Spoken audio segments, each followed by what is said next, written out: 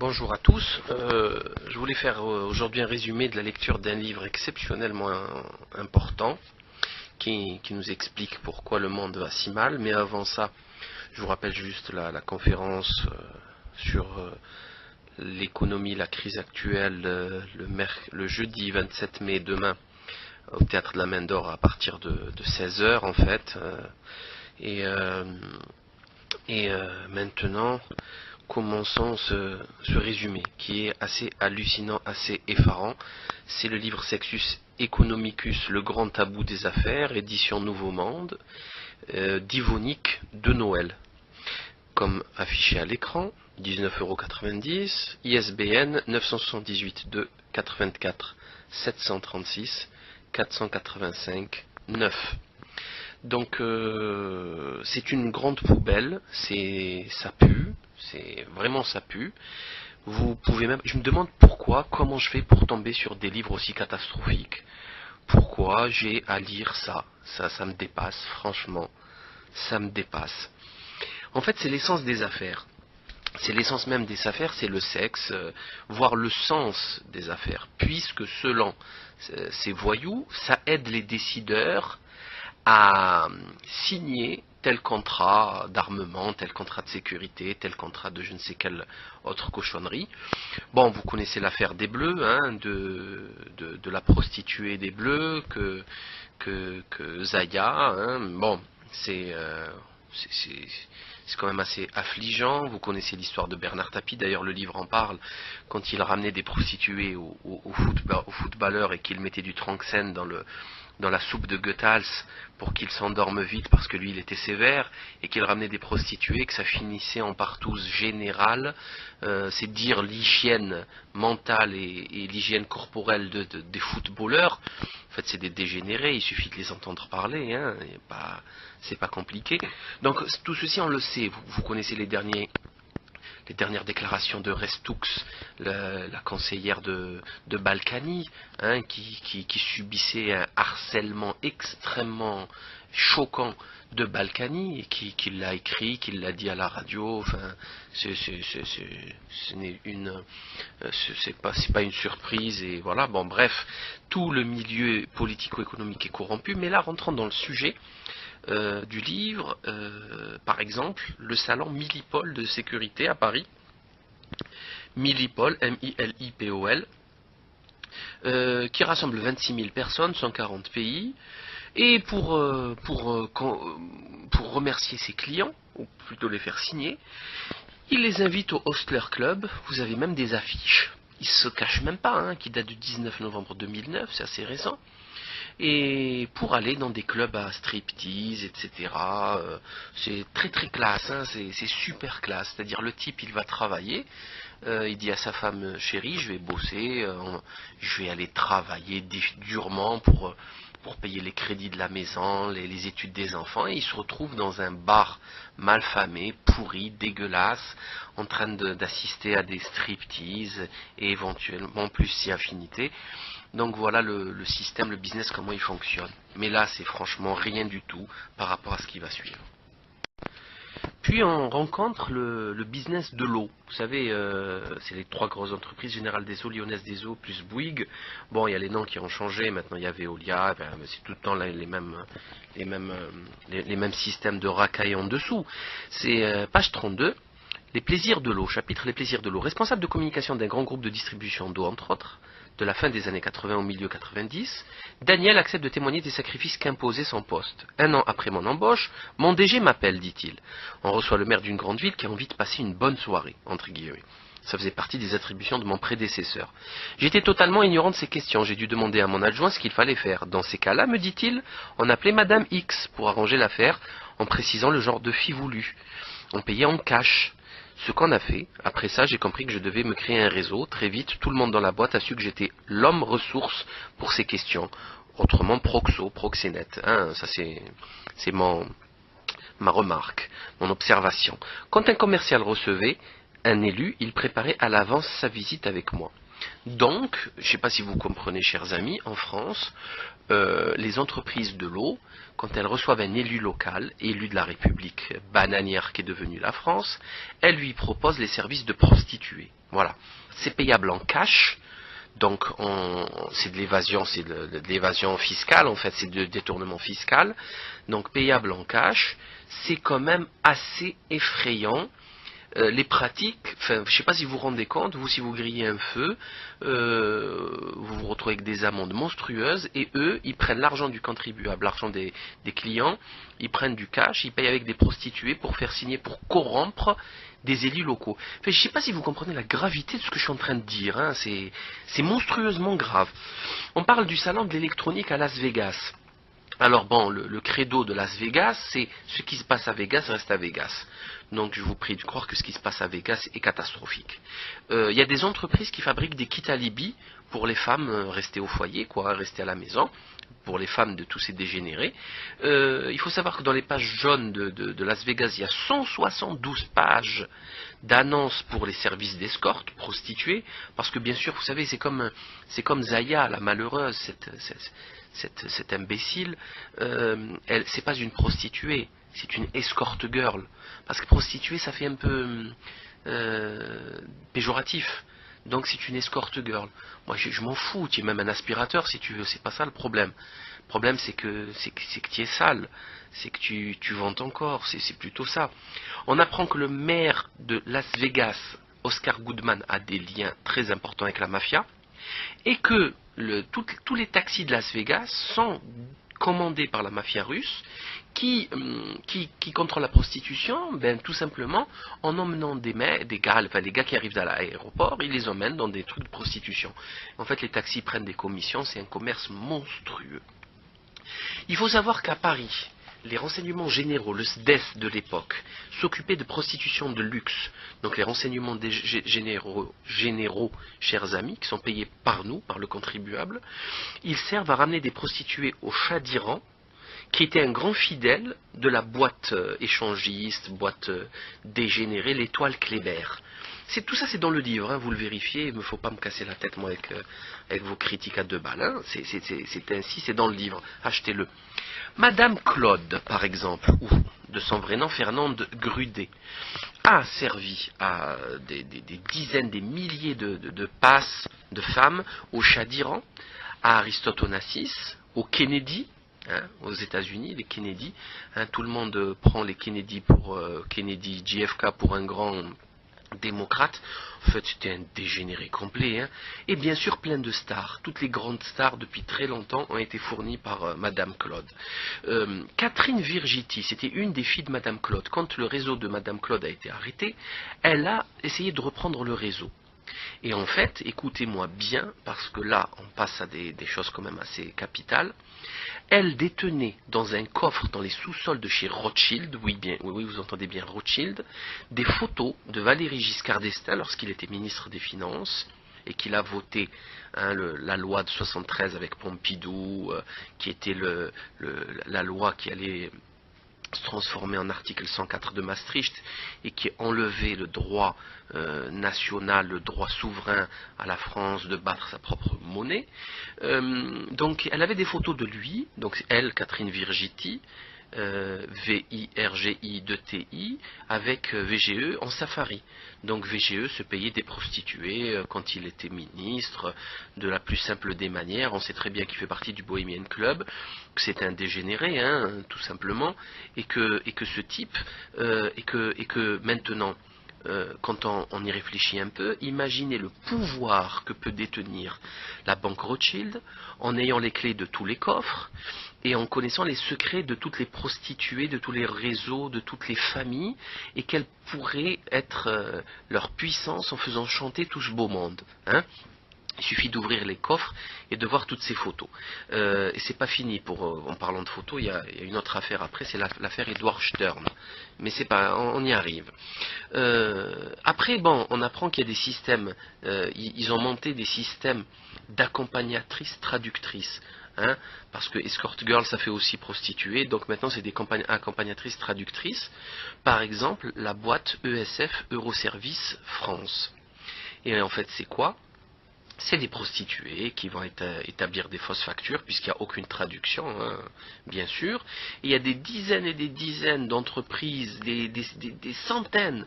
Ils avaient un fichier de 5000 chefs d'entreprise, ESF. Bouygues, Le Gall, etc.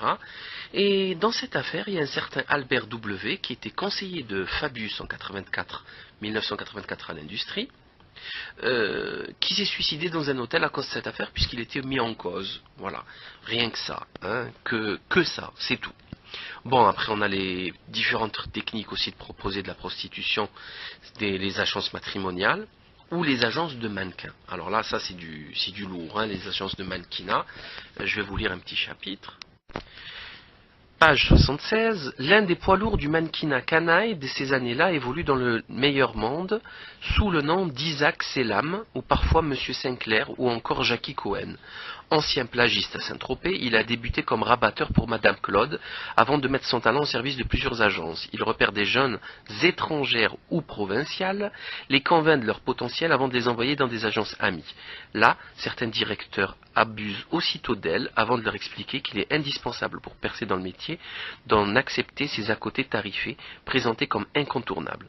Issus de familles souvent aisées, les filles sont recrutées à un moment de déprime ou de dette et pensent pouvoir sortir rapidement de ce nouvel engrenage. Mais elles adoptent un train de vie qui les oblige à continuer, etc., etc., etc. Voilà comment on ramasse, on remplit des salles et des soirées dégueulasses pour les chefs d'État et les grands financiers de la planète. Après, on nous parle d'un réseau asiatique de prostitution, et là, par contre, là, ça dépasse l'entendement, puisque les réseaux asiatiques, comme ils ont des filles asiatiques qui ont des poitrines un petit peu petites, ils les font boire des pilules miracles pour faire grossir la poitrine et correspondre aux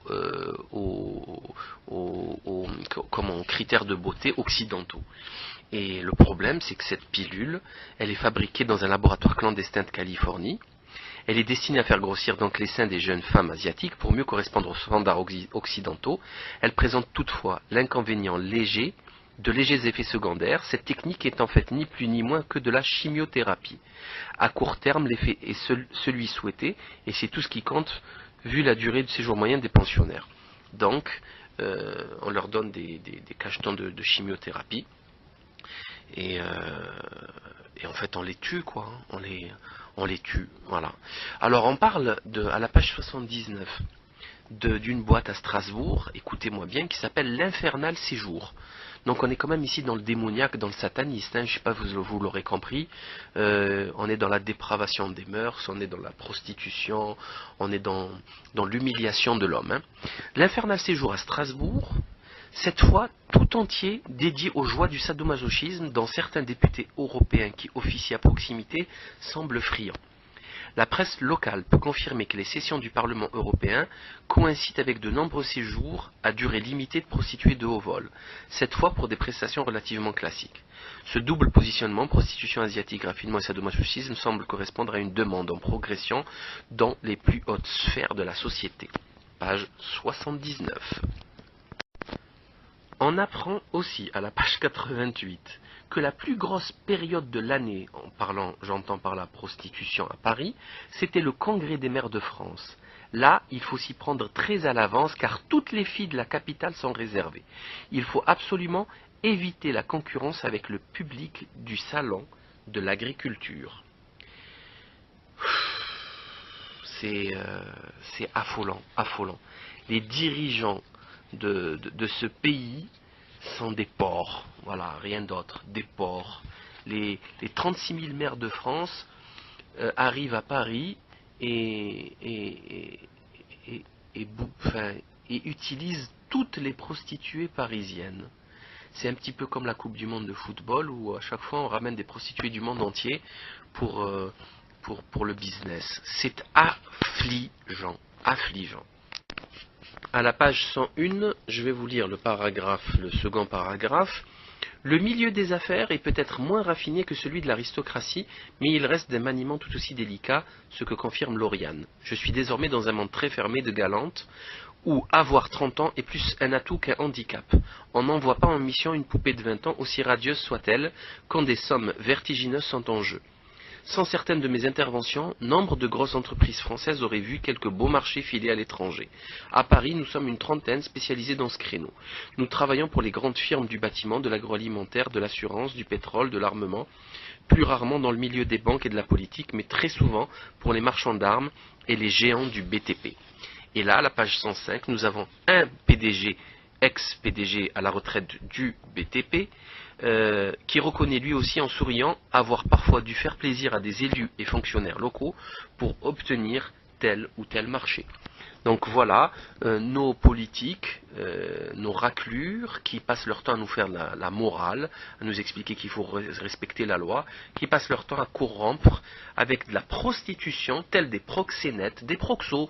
Les mecs, c'est des proxos, c'est des macs, des vulgaires proxos, qui détournent l'argent du contribuable pour avoir des marchés, qui ne respectent pas du tout les procédures d'appel d'offres, etc. Rien d'autre. Voilà, c'est comme ça que ça fonctionne. Donc c'est tout. Il faut que juste vous le sachiez. Je continue. L'affaire de frais généreux de Volkswagen, là c'est quelque chose, parce qu'on apprend que tous les syndicalistes en fait sont corrompus.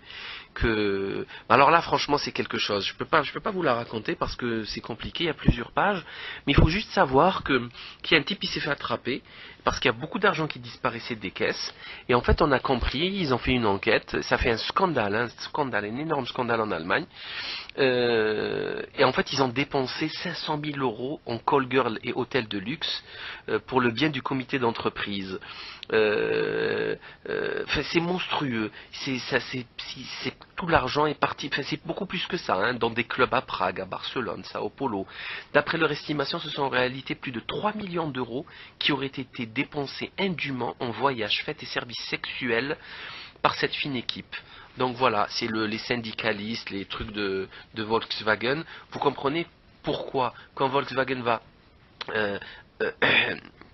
euh, délocaliser une usine en Espagne ou au Brésil, pourquoi les syndicalistes ne disent rien? Parce qu'ils sont tous corrompus, c'est tout. C'est pas plus compliqué que ça. C'est des gens qui fonctionnent avec leur libido, et que pour une fille de 20 ans, ils sont prêts à vendre leur mère, leur père, leur nation. Il n'y a plus rien il y a plus rien, c'est fini là. Tout s'écroule. Il n'y a plus de référence, il n'y a plus de dignité, il n'y a plus d'honneur là. Hein. C'est terminé. Je vais vous lire le paragraphe, le deuxième de la page 110. Une fois les vannes du procès ouvertes, G. Bauer, c'est le gars incriminé, n'a plus rien à perdre et décide de balancer ses anciens patrons. Il affirme dans un entretien au magazine Stern que depuis 10 ans, il fournissait régulièrement à son patron et divers cadres du groupe des call girls qu'il faisait pénétrer nuitamment dans leur suite les soirs de séminaires de direction. Il précise encore qu'il fournissait aux plus âgés du Viagra, qu'il se procurait dans une petite pharmacie près du siège social. Enfin, il révèle avoir loué aux frais du groupe un appartement qui servait à des dirigeants syndicaux et à un top manager du groupe pour y rencontrer incognito des prostituées. Donc nous avons les patrons, les dirigeants syndicaux qui louent avec l'argent de l'entreprise en cash, généralement des appartements, des services de prostituées, tout ça dans la joie et la bonne humeur. Concernant l'affaire, enfin ça c'est du très très très lourd. L'affaire de vente de sous-marins Scorpen à la Malaisie par la DCN, où un certain Abdul Razak Baginda est impliqué. Il y a assassinat d'une prostituée avec disparition du corps par le ministre de la Défense. Enfin, vous savez quoi? C'est de la folie, hein. Franchement c'est de la folie. On rencontre aussi le parcours d'Adnan Khashoggi, c'était le secrétaire particulier du roi d'Arabie Saoudite. Bon, c'est de la folie pure, c'est à la page 118. C'est lui qui va lancer El Fayed, Dodil Fayed Oma, enfin bon bref. OJ, vous savez, celle qui a racheté la fille du général Tlass syrien, celle qui a racheté le manuscrit à la Bibliothèque nationale de France, le manuscrit de Céline, et Akram OJ. Enfin bon, c'est des réseaux de prostitution gigantesques, d'une gravité inouïe. qui est faite sous nos yeux, avec notre argent et notre sueur. Voilà. Ça, je vous laisse lire parce que c'est complexe, ça va dans des profondeurs vraiment nauséabondes. On apprend que le Pentagone, dans la zone du Pentagone des États-Unis, il y a 30 agences de call girl dans ce district. Donc une hypocrisie totale. Hein. On apprend l'affaire du Hooker Gate. Il faut savoir que Hooker veut dire prostituée. Donc c'était deux patrons avec la CIA au milieu, deux patrons qui proposaient aux responsables politiques républicains et démocrates des parties fines de cartes avec des escortes. Bon, ça a fait scandale, ils se sont fait attraper, etc. On apprend aussi l'existence de Dick Cheney à la page 168, et on apprend aussi qu'il a, dans sa maison de fonction, transformé les sous-sols en bars à striptease avec des, vous savez, les barres verticales là, sur des tables où les filles elles pouvaient danser, et dans lesquelles il invitait des responsables, des financiers, des émirs du Moyen-Orient pour leur vendre du matériel. Il faut savoir que ce type, patron d'Haliburton, médiocre universitaire patron d'Haliburton, a privatisé toute l'industrie militaire en mettant au chômage des centaines de milliers d'Américains. Et il vendait à son compte, au compte privé, des armements à plein de nations, et pour les corrompre, il leur présentait donc des prostituées. Dick Cheney, oui, c'est à la page 168, c'est comme ça.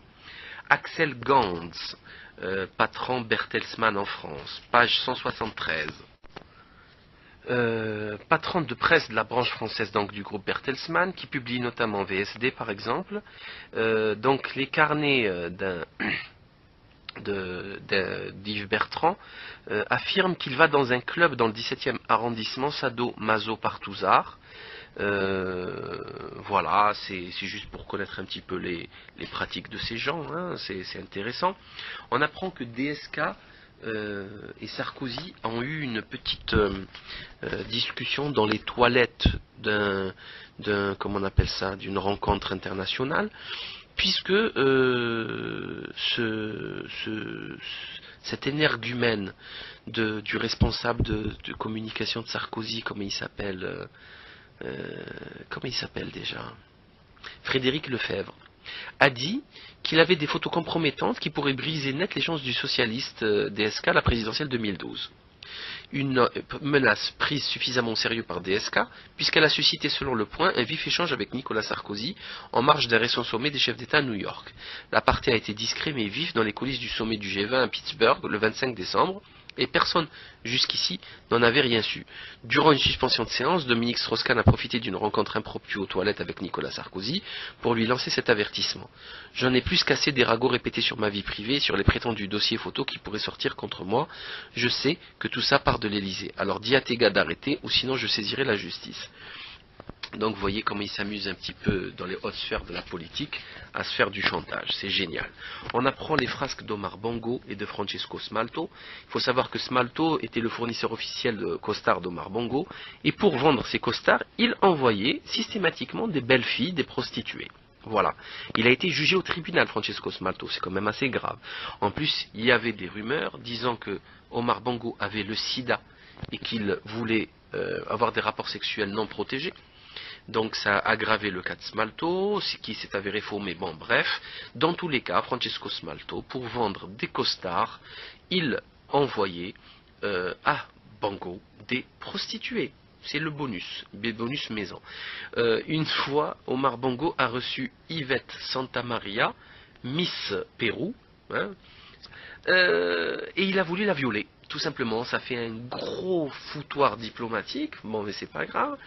On apprend à la page 190 que Bokassa, le sorcier, il était fourni par de prostituées par les services de l'État, hein, qui se transforment en proxénètes. On apprend à la page 192 que Nazi al-Latki, secrétaire particulier du roi Fahd d'Arabie Saoudite, affirme que Baril, hein, Paul Baril, amène des prostituées marocaines à l'émir du Qatar lorsqu'il est en visite en France. Voilà, c'est très très bien. On rencontre l'affaire du bankster Edward Stern. Vous savez, qui a été assassiné par sa maîtresse Cécile Brossard, habillé de tenue sadomasochistes assez ridicule. On apprend que Pascal Bruckner, le grand philosophe, connaissait et fréquentait Cécile Brossard depuis 1997, et que Nicolas Sarkozy était un ami intime de la famille Stern. Même la défense de Cécile Brossard a dit que Sarkozy avait donné le numéro de téléphone quand il était aux affaires, au ministère, etc., de Cécile Brossard à Stern quand elle s'est échappée, elle voulait le quitter, donc il lui trouvait son nouveau numéro de téléphone. Donc ce qui est quand même assez intéressant. On apprend aussi que Cécile Brossard, lors des parties fines réalisées par Stern, donc on parle, vous voyez, on parle de complot et on nous dit que non, il n'y a pas de complot, c'est des bêtises, arrêtez vos bêtises avec vos complots. Et là, d'un coup, dans un livre publié, qu'on vend, vous savez, ce livre, je l'ai acheté à l'aéroport de Marseille, hein, donc c'est un livre qui est absolument accessible partout, à la FNAC, partout. On nous dit qu'il n'y a pas de complot. Et ici, on se retrouve, oui, il y a des complots, il y a des sociétés oligarchiques, aristocrates, qui pratiquent la dépravation sexuelle à grande échelle, qui ça finit mal, puisque Cécile Brossard, elle a buté Edward Stern parce qu'il lui a donné 1 million d'euros, il a voulu les récupérer en lui disant que c'était cher payé pour une prostituée 1 million d'euros, puisqu'il a traité donc Cécile Brossard de prostituée. Elle a tout simplement lui a tiré une balle, elle a tué. Donc ça finit super bien leur dérive, leur dégénérescence. Et en apprenant que, je le répète, qu'elle avait en sa possession 1000 photos extrêmement compromettantes, où il y avait tous les participants des parties fines dans ces photos qui ont été détruites par la justice. Page 217. En ne respectant même pas les délais légaux, etc. Donc voilà, sans commentaire. On apprend, alors là, c'est génial, que Thomas Langman, vraiment, ils sont vraiment dégénérés. Thomas Langman, le grand réalisateur d'Astérix, etc., que en Espagne, quand il tournait Astérix entre le Maroc, l'Espagne, etc., il usait de prostituées et d'héroïne comme vous utilisez l'eau et l'oxygène. Voilà. Et il y a en fait une prostituée qui a porté plainte parce qu'il ne voulait pas la payer. Enfin, c'est une grosse affaire. Hein. Après, on se demande pourquoi Poulvord, il fait des tentatives de suicide. Parce que tout ce beau monde va très mal. Hein. On apprend qu'Eddie Murphy, restant dans le showbiz, qu'Eddie Murphy en 97, il s'est fait attraper dans une voiture avec un transsexuel, et que plusieurs transsexuels, dans un article intitulé In the Closet with Eddie Murphy, ont témoigné donc de ces rapports avec de leur rapport avec Eddie Murphy. Donc Eddie Murphy, la star familiale des films familiaux, animaliers, etc. Ben voilà ce qu'il fait de ses jours. Tout ceci est extrêmement grave, extrêmement préoccupant. Pourquoi? Parce que tout simplement, cet aspect de la vie privée des gens, quand ils sont à des niveaux élevés, parce que j'entends d'ici des imbéciles, des abrutis qui vont nous dire mais on s'en fout, ils font ce qu'ils veulent de leur vie. Ben non, ils font pas ce qu'ils veulent de leur vie, ça marche pas comme ça. D'abord, premièrement, ils n'ont qu'à faire ce qu'ils veulent avec leur argent, pas avec l'argent du contribuable, hein, et ils n'ont qu'à déclarer cet argent. Et secondo, c'est illégal, voilà, à moins de légaliser le proxénétisme, la prostitution, etc., c'est illégal. C'est clair. Donc on n'a pas le droit de faire ça.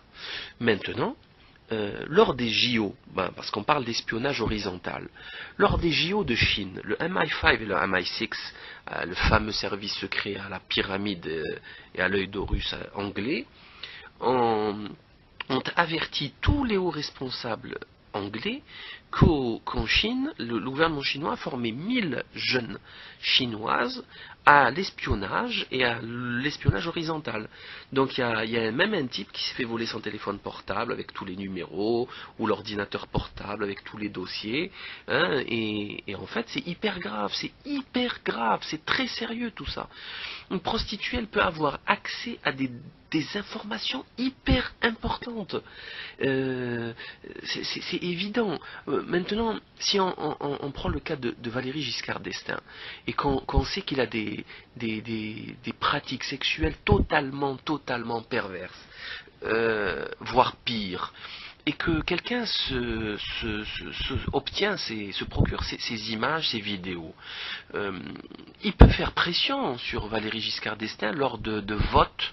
Il peut faire pression sur des projets. Il lui ramène un projet, il lui dit tu vas le faire accepter, le faire signer. Sinon je vais tout montrer au public et ta carrière est terminée, ta carrière est foutue. Tu vas divorcer, tu vas être un clochard, tu vas finir sous un pont. Et en fait, à moins d'être bête et totalement dégénéré comme Valéry Giscard d'Estaing, on comprend ce que je veux dire. C'est une affaire grave. C'est une affaire très grave. Et pour finir, je vais parler du sommet de l'APEC. C'est des accords économiques Asie-Pacifique qu'il y a eu en 1993 à Seattle. Et en fait, il y avait 15 délégations nationales de la zone et qui venaient donc à Seattle dans des hôtels, des hôtels normaux, passer la nuit et faire les conférences la journée et discuter business, accords, mondialisation, destruction de la planète. Bref. La sécurité de ces zones-là a été donnée au FBI, NSA, etc. Et ils ont tout simplement, le plus simplement du monde, mis des micros dans toutes les salles, les chambres d'hôtel, ainsi que mis au parfum toutes les prostituées de la zone pour qu'ils, lors de leur rapport avec les clients, s'il y avait des informations, qu'ils les donnent au service de sécurité et d'espionnage. Sauf que le FBI, pendant qu'il bossait, ça c'est à la page 279, ils se sont rendus compte que les boîtes de prostitution ne fournissaient pas que des adultes majeurs, que des adultes femmes ou hommes, mais aussi des enfants. Des enfants. Ok, des enfants. Donc, comme ils ne pouvaient pas les dénoncer, et en plus, elle nous explique dans le livre Yvonique de Noël que c'est pas possible de leur faire quoi que ce soit puisqu'ils sont tous protégés par leur statut diplomatique. Donc on apprend que plusieurs pays pratiquent la pédophilie sous protection de l'État. Je sais pas quoi est-ce que vous pouvez penser de tout ça. Page 279, hein, je le répète, c'est vérifiable. C'est un petit livre, c'est 20 euros, c'est quoi? C'est 3 paquets de cigarettes, c'est pas grand chose. On a ce monde qui périclite, qui s'écroule, parce que les élites politiques et économiques ont des comportements totalement dépravés. Quand on parle de dégénérescence, il faut bien sûr savoir que les rapports et la morale humaine, elle atteint un certain sommet, une certaine norme, une certaine éthique qui s'écroule petit à petit et qui en arrive à ces limites catastrophiques de pratique de la pédophilie, de la drogue, du meurtre, etc., du suicide, etc. Donc, je le répète, certains vont dire, c'est pas mon problème, moi, ils font ce qu'ils veulent. Il y a toujours des abrutis comme ça. Ben, non, ça marche pas comme ça. Si le monde actuel s'est écroulé, hein, c'est que d'abord, tous ces gens ont besoin de beaucoup d'argent, tous ces traders, tous ces chefs d'entreprise ont besoin de beaucoup d'argent pour financer leur perversion. Parce que ça coûte super cher, toutes ces prostituées de luxe, hein. Et qu'ils sont tenus, en fait. Ils n'ont aucun pouvoir, absolument aucun pouvoir. Là, actuellement, l'homme le plus puissant sur Terre, c'est celui qui détient toutes les photos, toutes les vidéos de leur dépravation sexuelle. C'est lui l'homme le plus puissant sur Terre. Il fait ce qu'il veut. C'est lui le marionnettiste. Tel Licio Gelli, qui possédait la photo de Jean-Paul II nu au bord d'une piscine. Ça, c'est pas moi qui le dis, c'est le livre de David Diallo, Au nom de Dieu. C'est celui qui possède ce genre de photos et qui organise ce genre de dépravation collective de groupe, qui est le marionnettiste et qui contrôle, qui tire les ficelles. C'est lui qui décide de quelle loi va protéger qui. Elle ne protégera pas le peuple, mais elle protégera les multinationales.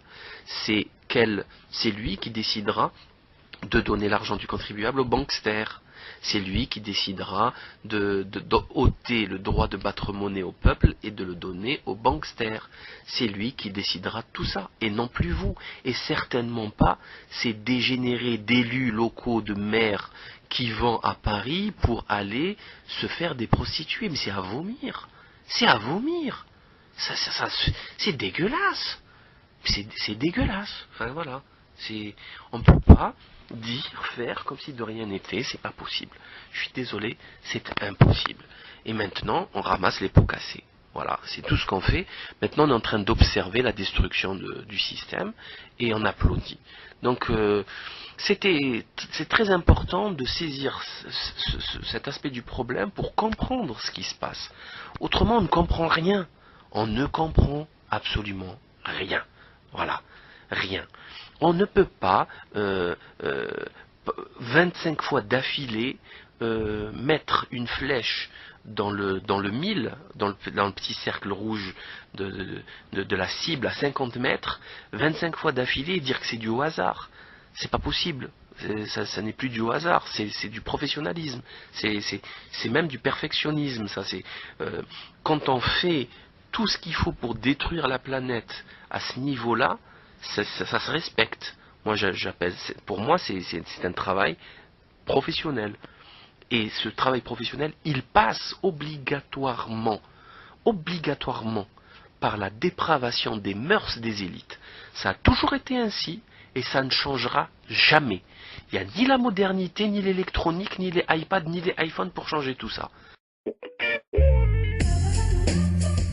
Bonjour quand même, l'invité. Et comme promis, nous allons parler à présent de ce livre qui fait beaucoup de bruit, évidemment, Sexus Economicus, et son auteur est en duplex depuis Paris dans un studio de nos confrères de la radio suisse romande. Yvonique de Noël, bonjour. Bonjour. Alors Yvonique de Noël, précisons d'emblée que c'est un pseudonyme. On vous dit donc spécialiste du renseignement. C'est important de ne pas écrire sous votre nom. Disons que ça donne plus de liberté pour travailler. Donc jusqu'ici, ça m'a plutôt réussi. Alors votre livre Sexus Economicus, le grand tabou des affaires, montre à travers des exemples assez concrets et identifiés en Europe et ailleurs que le sexe est employé comme facilitateur, on va dire, de certains contrats et que c'est une pratique courante. Oui, tout du moins dans un certain nombre de domaines où on brasse effectivement des sommes qui se chiffrent en dizaines, centaines de millions, voire en milliards. Donc il s'agit du pétrole, de l'armement, du BTP et de la finance notamment. Alors parfois même c'est une longue tradition, je veux dire historique presque. La France par exemple, elle a de longue date offert ce qu'on appelle un accueil personnalisé à des chefs d'État étrangers ou à des hommes d'affaires de haut vol. Exactement, on peut aujourd'hui raconter que effectivement dans les années 60-70, les filles de Madame Claude accueillaient de manière très chaleureuse des chefs d'État comme le Shah d'Iran qui était un habitué des lieux, ou même John Fitzgerald Kennedy qui s'était amouraché d'une des filles de Madame Claude.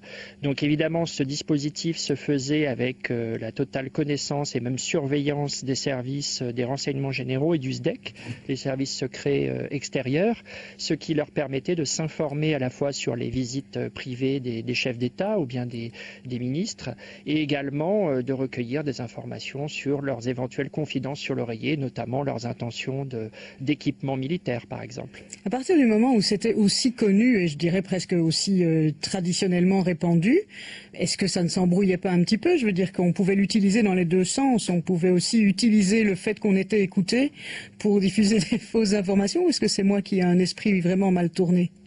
Ce qu'on constate quand même, c'est que il y a souvent, je dirais, une espèce de relâchement chez les hommes de pouvoir. Et là, on parle bien des hommes de pouvoir, c'est-à-dire qu'il y a relativement peu de cas de femmes de pouvoir dans ce livre. Il y a souvent, justement, chez ces hommes qui sont par ailleurs entourés de dispositifs de sécurité parfois très importants, eh bien, dans l'intimité et après avoir relâché la pression par le sexe, il y a souvent un besoin de se vanter, de se valoriser, d'exposer, de se mettre en valeur, d'étaler le fait que l'on est dans le secret de ceux qui décident la marche du monde. Et donc, de manière assez surprenante, il y a souvent une certaine ouverture. C'est à ce point vrai qu'un des grands intermédiaires des affaires internationales dans les années 70-80, Anand Khashoggi, dit lui-même qu'il surveillait quelles étaient les call girls dont s'entichait le Shah d'Iran et qu'il s'efforçait de les recruter. Dès qu'il avait une nouvelle favorite, il s'efforçait de la recruter pour pouvoir se mettre à jour de ses confidences. Alors ça existe, Yvonne de Noël, à peu près partout. On a parlé de la France, mais les États-Unis ne sont certainement pas en reste. Vous expliquez que rien qu'à Washington, il y a 87 agences de call girl, donc ce n'est sans doute pas un hasard si elles sont concentrées de cette façon. Effectivement, Washington concentre à la fois le pouvoir politique, économique, de communication, et en particulier des lobbyistes, les ambassades de certains pays étrangers, mais aussi l'industrie d'armement, tous les services au Pentagone sont de gros consommateurs de ces agences de call girl. On estime qu'il y a à peu près 1 millier de call girls de haut vol rien que pour Washington, donc sachant qu'elles peuvent avoir plusieurs clients par jour, vous imaginez l'importance de cette activité. Et un des scoops du livre, c'est justement le fait que la société Halliburton, qui est un des principaux fournisseurs de services à la défense, à l'époque où elle était dirigée par Dick Cheney, donc entre le moment où il a cessé d'être ministre de la Défense et le moment où il est devenu vice-président des États-Unis, eh bien cette société était une grosse cliente, semble-t-il, d'une agence de call girl. Alors Dick Cheney, qui effectivement a été secrétaire d'État à la Défense pour George Bush père et vice-président sous le fils et qui était entre les deux PDG de Halliburton. Donc, il paraît que le club était quand même pas très très loin de la CIA, du bâtiment de la CIA, ce qui est encore plus rigolo quand on y pense. Alors, non ? Effectivement, Dick Cheney, qui n'avait pas de résidence à Washington, s'était fait attribuer par Halliburton une belle villa de fonction qui était située à quelques encablures de la CIA, donc dans un quartier qui est lui-même sous un dispositif de caméra de surveillance de la CIA. Et on a observé, selon le témoignage d'anciens officiers du renseignement, une activité importante de sociétés de travaux qui aurait, d'après le témoignage recueilli, consisté à à aménager le sous-sol de cette ville-là en club de striptease, c'est-à-dire avec des bars, avec des tables transparentes permettant d'observer les jeunes femmes par en dessous. Enfin, il y a de multiples détails très intéressants qui sont relatés dans l'ouvrage. Effectivement, dans l'ouvrage qui s'appelle donc Sexus Economicus. Alors, Yvonne de Noël, faire appel à des call girls pour obtenir une signature, un gros marché, un contrat important, on le dit bien dans le livre, ça fait partie des à côté. Mais la question, c'est est-ce que c'est effectivement un à côté, un petit plus qui peut aider à l'obtention d'un contrat, ou bien est-ce que c'est une condition sine qua non? Est-ce que c'est ce qui va faire qu'on signe le contrat ou pas? Disons que tout dépend des clients. Vous avez sur des contrats de ce type une relation très suivie qui s'installe parfois pendant plusieurs années entre les négociateurs de ces grandes sociétés et puis les décideurs politiques, souvent dans des pays du Sud. À partir de là, ça veut dire qu'une relation sociale se crée, beaucoup de sorties au restaurant, au spectacle, etc. Et donc les commerciaux, qui sont aussi psychologues, sentent si leur interlocuteur a ce genre d'appétit. Et par là même, ensuite, ils se mettent en situation de pouvoir les leur proposer. Donc je ne dirais pas que c'est le seul aspect de la décision. C'est souvent, effectivement, le petit plus qui permet de faire la différence entre deux propositions assez semblables en termes de prix. Ça permet de créer une intimité un peu particulière entre le vendeur et son client. Ce n'est pas le client qui va de lui-même voir une prostituée, on la lui offre assez naturellement au cours d'une soirée bien arrosée. Donc je dirais que ça crée des liens un petit peu particuliers. Voilà, donc le sexe comme facilitateur d'affaires, mais aussi le sexe pour espionner, faire chanter des gens, faire de l'extorsion de fonds aussi ou d'informations, obtenir leur démission aussi d'un poste très important. Vous citez un exemple chez Vivendi. Effectivement, au cours de l'enquête, j'ai été surpris de constater que les agences d'intelligence économique, les plus petites, c'est-à-dire celles qui travaillent comme sous-traitantes pour des grandes agences qui évidemment ne se salissent jamais les mains, eh bien parfois n'hésitent pas à aller voir du côté de la vie privée des dirigeants. Et j'ai recueilli des témoignages m'indiquant qu'une agence américaine de renseignement privé avait, au moment de la crise aiguë de gouvernance de Vivendi, au moment où Vivendi était acculé par ses dettes en termes de refinancement, eh bien une agence avait travaillé sur la vie privée de Jean-Marie Messier de manière à voir s'il y avait moyen de faire pression sur lui pour l'amener à quitter la présidence du groupe. Je montre également dans le livre que Jean-Marie Messier, président de Vivendi, pouvait lui aussi être tenté à tel ou tel moment d'utiliser des agences privées pour enquêter sur la vie privée de gens qui le gênaient. Dans tous les gens que vous citez, personne n'a fait d'ennui, de procès, essayé de faire interdire votre livre ou de le censurer ? Non. Il y a eu des gens qui ont essayé de savoir avant parution ce qu'il y aurait dans l'ouvrage, mais je crois que la règle qu'on s'est fixée, qui était d'abord de ne pas aborder la vie privée des dirigeants en tant que telle, c'est-à-dire de l'aborder uniquement quand il y avait des dérapages, il y a une répercussion sur la vie des entreprises, bien évidemment, on cite les noms et on dit de quoi il s'agit. En revanche, on s'est interdit de citer en tant que tel des exemples sur la vie privée des dirigeants, mais simplement bel et bien d'explorer les liens entre sexe et business, c'est-à-dire de voir dans quelle mesure les deux sont parfois liés, en tout cas dans un certain nombre de secteurs dont on parlait en début d'interview. Et nous allons continuer à en parler avec vous, Yvonique de Noël, ce sera après Gaëtan Roussel. Help Myself, c'était Gaëtan Roussel sur la première, notre invité ce matin, Yvonique de Noël, pour ce livre paru aux éditions du Nouveau Monde, Sexus Economicus, le grand tabou des affaires. Alors Yvonique de Noël, on l'a dit tout à l'heure, il y a plusieurs cas de figure, si on peut dire, on en a déjà cité deux, le sexe comme facilitateur de contrat, le sexe pour le chantage. À ce propos, plusieurs réflexions. Il apparaît que beaucoup d'hommes de pouvoir, finalement, en arrivent à se croire invincibles, peut-être, et donc à ne pas hésiter à se mettre dans des situations difficiles ou scabreuses, en pensant qu'il ne leur arrivera rien, qu'ils ne seront pas découverts. Effectivement, ça a été assez peu étudié en Europe, mais j'ai trouvé une étude de psychologues américains datant des années 70 qui est tout à fait intéressante sur les hommes de pouvoir, qui a été effectuée à partir d'entretiens menés sur plusieurs mois à Washington avec des prostituées de luxe, plusieurs dizaines de prostituées de luxe, permettant de reconstituer un petit peu leur schéma de fonctionnement.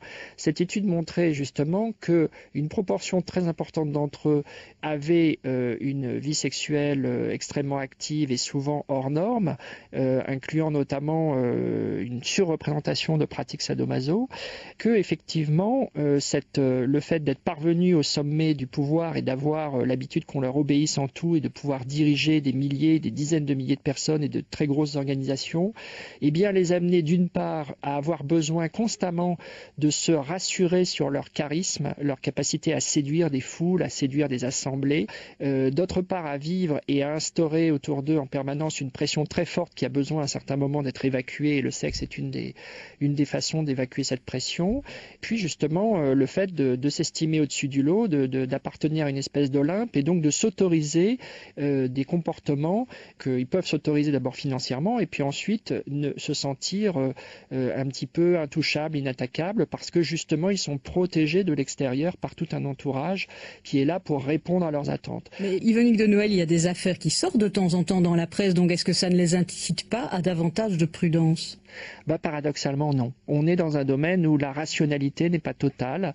On est dans le domaine des pulsions. On est dans le domaine... Il y a une part irréductible chez les hommes de pouvoir. Ils sont souvent 10, 12, 14 heures par jour en représentation publique.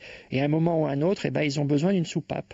Et pour un certain nombre d'entre eux, cette soupape, c'est le sexe. Mais alors, vous expliquez, Yvonique de Noël, que pendant la guerre froide, c'était monnaie courante avec le KGB, la CIA, pour qui tous les coups étaient un petit peu permis. Mais il semble que aujourd'hui, les Chinois soient passés maîtres dans cet exercice. Il paraît que le MI6, qui est donc le contre-espionnage britannique, a publié un rapport qui parle de plus d'1 millier de jeunes Chinoises chargées de ces missions spéciales dans certains hôtels, à éviter évidemment par les hommes d'affaires, parce que truffés de caméras et de micros. Effectivement, les services secrets chinois, d'après le MI6, sont plus d'1 millier de jeunes femmes qui sont entièrement dédiées à draguer et à dépouiller les hommes d'affaires occidentaux en visite. Donc elles sont postées dans des boîtes de nuit, dans des bars d'hôtels que fréquentent ces hommes d'affaires, et elles sont là pour aller explorer les Blackberry. Lorsque vous arrivez dans ce genre d'hôtel, vous laissez vos bagages pour qu'on les monte à votre chambre. Entre-temps, ils vont être ouverts et fouillés. Même chose si vous avez un ordinateur, on va copier le disque dur. Donc tout ça sont des pratiques qui sont connues des services occidentaux, qui mettent en garde les états-majors des grands groupes. Et pourtant, malgré ces mises en garde, malgré même des formations délivrées par les services secrets aux états-majors des grands groupes, il y a régulièrement des grands responsables qui se font prendre. Voilà, et il y a des affaires aussi qu'on connaît, mais dont vous révélez des éléments supplémentaires. L'affaire Edward Stern, ce banquier donc retrouvé assassiné, tué par balle, vêtu d'une combinaison en latex utile lors de pratiques sadomaso. Sa maîtresse Cécile Brossard, qui l'a assassiné, connaissait évidemment d'autres gens, et non des moindres, qu'on a soigneusement évité de mêler à l'affaire, notamment au moment où c'est passé en justice. Effectivement, il y a eu un procès devant la justice suisse qui s'est passé sans anicroche parce qu'il y a eu, grosso modo, m'a-t-on expliqué, un modus vivendi entre les avocats de Cécile Brossard, les avocats de la famille Stern, pour ne pas trop fouiller ce qui se passait dans la vie privée d'Edward Stern et de Cécile Brossard, parce que si on l'avait fait, on aurait mis en évidence qu'il s'agissait non pas, je dirais, le dérapage d'une vie privée particulièrement hors norme d'Edward Stern, qui effectivement était une vie assez agitée et particulière, mais en fait le reflet du mode de vie de tout un milieu dans lequel évoluaient bien d'autres dirigeants économiques, dans lequel il n'y avait pas qu'une seule Cécile Brossard. Il y a des soirées très régulièrement organisées par un grand galeriste d'art contemporain parisien, dans lequel des jeunes femmes très libérées, à l'image de Cécile Brossard, frayent avec des membres dirigeants de grands groupes du CAC 40. Tout cela est connu d'une petite société d'élite et ne doit pas sortir dans la presse. Voilà. Alors pourquoi avez-vous voulu faire ce livre, Yvonnick de Noël? Est-ce que c'est un avertissement? Non, pas du tout. C'est-à-dire que je travaille sur des affaires de renseignement, puis j'ai croisé une fois, 2 fois, 3 fois ce genre de sujet. Et au bout d'un certain nombre d'affaires, je me dis, tiens, il y a un schéma récurrent et c'est bizarre, personne n'en parle. Alors personne n'en parle parce qu'effectivement, c'est assez compliqué d'enquêter sur un cas en particulier quand on est un hebdomadaire ou un quotidien aujourd'hui, parce que la plupart des personnes concernées sont également des gros annonceurs. On est dans une période de crise de la presse, donc est-ce vraiment raisonnable d'aller se mettre à dos ces annonceurs? Bon, par ailleurs, il y a toujours une espèce de soupçon d'intention graveleuse derrière ce genre de sujet. On se demande toujours si est-ce qu'on en parle, est-ce qu'on n'en parle pas, est-ce que finalement c'est la vie privée. Et donc il y a un certain tabou autour de ces questions-là, alors que le tabou autour des dérapages et de la vie privée des politiques en France a été levé depuis longtemps. Il me paraissait intéressant, tout en laissant de côté beaucoup d'aspects qui relèvent stricto sensu de la vie privée et qui ne perturbent pas la marche des affaires pour un certain nombre de dirigeants. Il me paraissait quand même important de dire voilà, c'est quelque chose qui existe, qui est une réalité du monde des affaires et qui a parfois un rôle important pour expliquer certaines affaires que l'on voit dans la presse et on n'a pas forcément toutes les clés. Sexus Economicus, le grand tabou des affaires, c'est aux éditions du Nouveau Monde. Yvonnick de Noël, merci beaucoup. Merci à vous.